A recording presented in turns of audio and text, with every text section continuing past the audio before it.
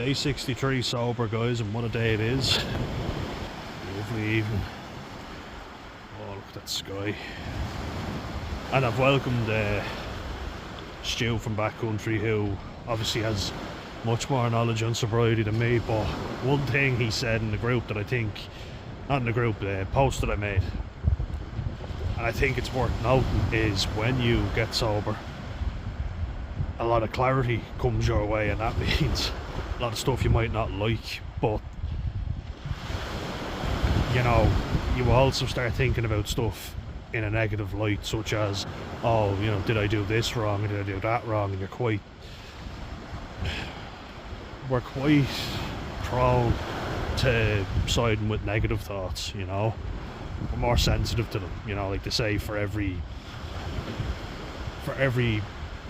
negative thing that's said, you need like 8 to 10 positive things said back. So I think that just shows we're more biased towards the negative side. And I've been getting a lot of that, you know, situations that when I actually sit down and talk to people about them, they don't even remember them, and I feel guilty that I let them down in that situation. And they're like, I don't even fucking remember that, so why the hell do I feel guilty about it? You know? And is that why I drink in the first place? Because I don't want to feel that again. And hearing Stu saying that stuff and knowing his own struggles, that's the reason why I think we're not trying to say, oh, well, at least I'm not as bad as that guy. I'm trying to say I'm not alone. This is normal. You know, if you ride the wave out, such as these, it does get easier, you know, and that's the whole point.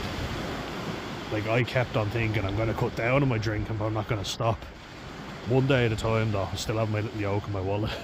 My just for today motto, the Serenity Prayer as well. You know, you got to just take every day as it comes.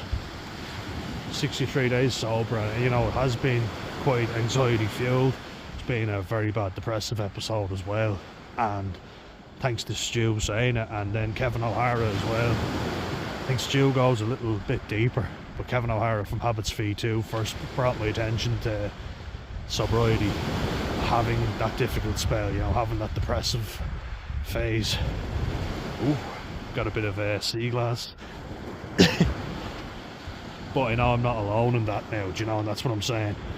Like, situations I could have handled better, that I wish I had dealt with better, but you know, we all make mistakes, we all fuck up in life, none of us are perfect. Social media tries to make out that we are, but that's a lie, and that's what I'm trying to do on this channel, is be honest.